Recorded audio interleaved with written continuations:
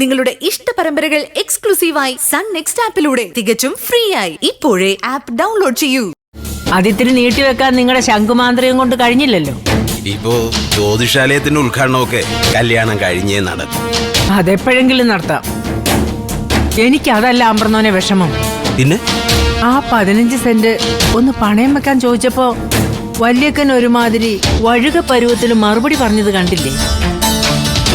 നോക്കട്ടെ, പിള്ളേരോട് ചോദിക്കട്ടെ എന്നൊക്കെ. എനിക്ക് തോന്നുന്നില്ല നമുക്കത് പണയം വെക്കാൻ തരും.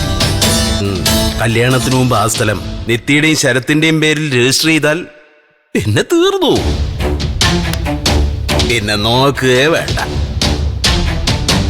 നോക്കാം. 1-2 സ്വർണ്ണാഭരണ പൂജകള് എന്റെ മനസ്സിലുണ്ട് ഭാമിനി. കുറച്ച് കാശ് കൂടെ നമ്മുടെ അക്കൗണ്ടിൽ വരണം. അത് ഒരാഴ്ചക്കുള്ളിൽ നടക്കും.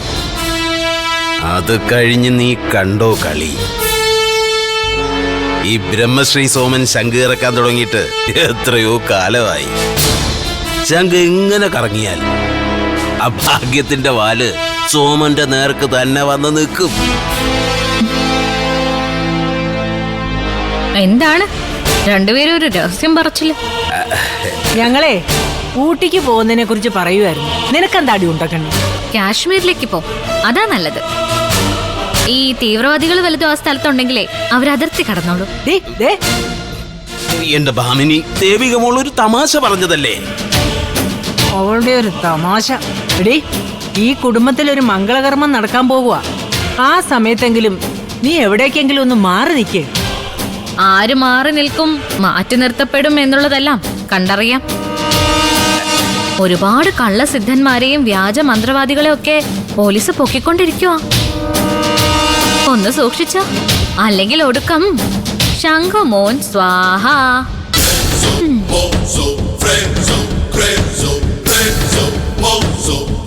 ഭാമിനി, അവളെ പറഞ്ഞിട്ട് പോയതില് ഒരു മുന്നറിയിപ്പില്ലേ?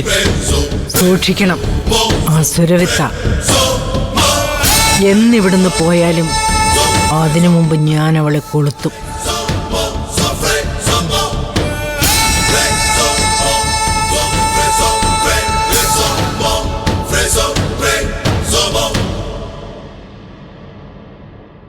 എനിക്ക് ഒരെണ്ണം മതി.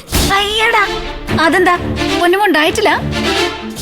3 ചപ്പാത്തി കഴിച്ചാ നീ ചത്തുപോകുന്ന് ഞാനൊന്ന് നോക്കട്ടെ.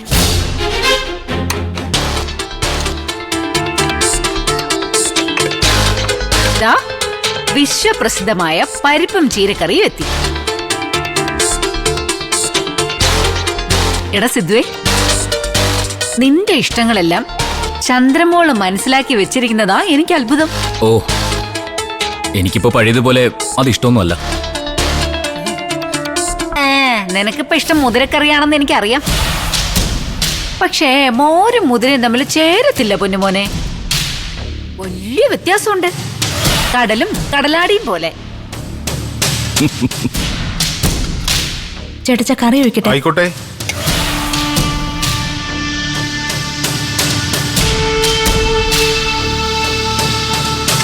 അച്ഛാ, ഒഴിക്കുമോളെ. മതി. അടുക്കള പണിക്കൊരു പാർട്ട്ണർ കിട്ടിയപ്പോ പ്രേമയുടെ ഒരു സന്തോഷം കണ്ടില്ലേ? നിങ്ങൾ ചുമ്മാ ആവശ്യമില്ലാത്ത പറയല്ലേ. ചേട്ടച്ചനൊരു തമാശ പറഞ്ഞതല്ലേ ചേച്ചിയമ്മേ? സിദ്ധുട്ടാ, കറി ഒഴിക്കട്ടെ? ഒഴിക്ക.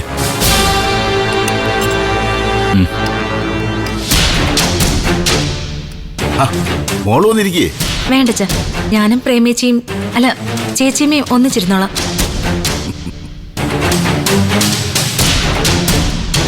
മോളുടെ അച്ഛന്റെ പേരെന്താ പറഞ്ഞേ? നടേശൻ.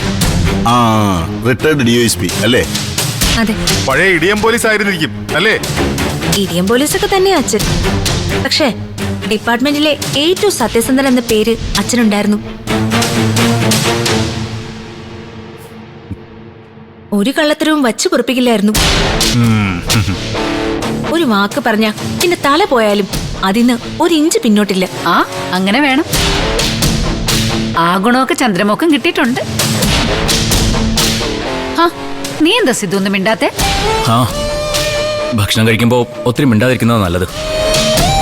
അത് ശരിയാ കുഞ്ഞളിയ. ഒത്തിരി സംസാരിച്ചാൽ പിന്നെ ചില വാക്കുകൾ കയറി കൺമിഴിക്കും.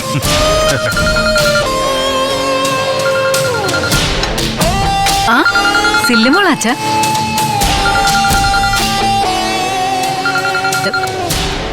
എടി, ഞാൻ രാത്രി നിന്നെ അങ്ങോട്ട് വിളിക്കാം. പ്രേമേച്ചിന്റെ ഐഡി ഏറ്റടി.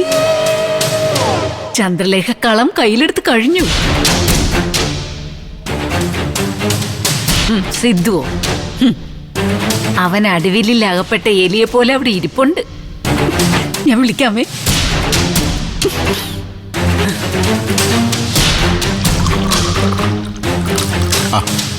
എന്ത് പറഞ്ഞു സില്ലു? അവളെന്താ ഇങ്ങോട്ട് വരുന്നില്ലേ? അവളൊരു വാക്ക് പറഞ്ഞിട്ടുണ്ടല്ലോ, അതാദ്യം നടക്കട്ടെ.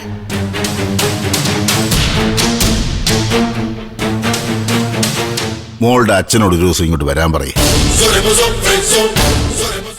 പറയാ അച്ഛൻ.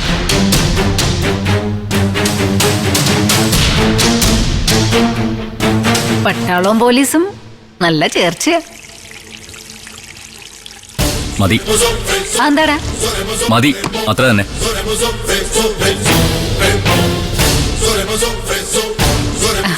മോളിങ്ങോട്ടിരിക്കേ.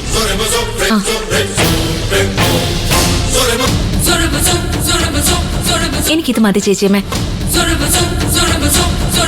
ഫുഡ് വേസ്റ്റ് ആക്കാൻ പാടില്ലെന്നാ.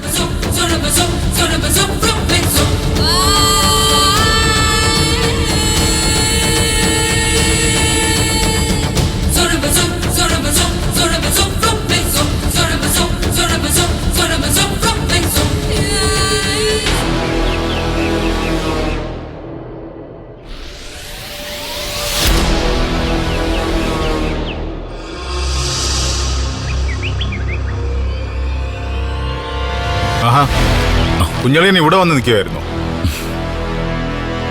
എന്താ കഴിക്കാതെ പോകുന്നത്? ഓ, മനസ്സിന് അത്ര സുഖമില്ല അളിയ. കുഞ്ഞളിയന്റെ മനസ്സ് എനിക്ക് കാണാൻ പറ്റും. ഞാൻ ജീവിതത്തിൽ വിജയിച്ച ഒരു മനുഷ്യനൊന്നുമല്ല. എങ്കിലും ഒരു കാര്യം ഞാൻ തുറന്നു പറയാം. ഇത്രയും കാലത്തെ എന്റെ അനുഭവം കൊണ്ട് പറയാണെന്ന് കണക്കാക്കിയാൽ മതി. അളിയൻ പറയേ. അളിയൻ എന്തിനാ എന്നോട് എന്തെങ്കിലും പറയാൻ ഒരു ആമുഖം? എടുക്കേണ്ട തീരുമാനങ്ങൾ ആ സമയത്ത് തന്നെ നടപ്പിലാക്കണം കുഞ്ഞളിയ. നോ പറയേണ്ടടുത്ത് ആ സെക്കൻഡിൽ തന്നെ നോ പറഞ്ഞിരിക്കണം.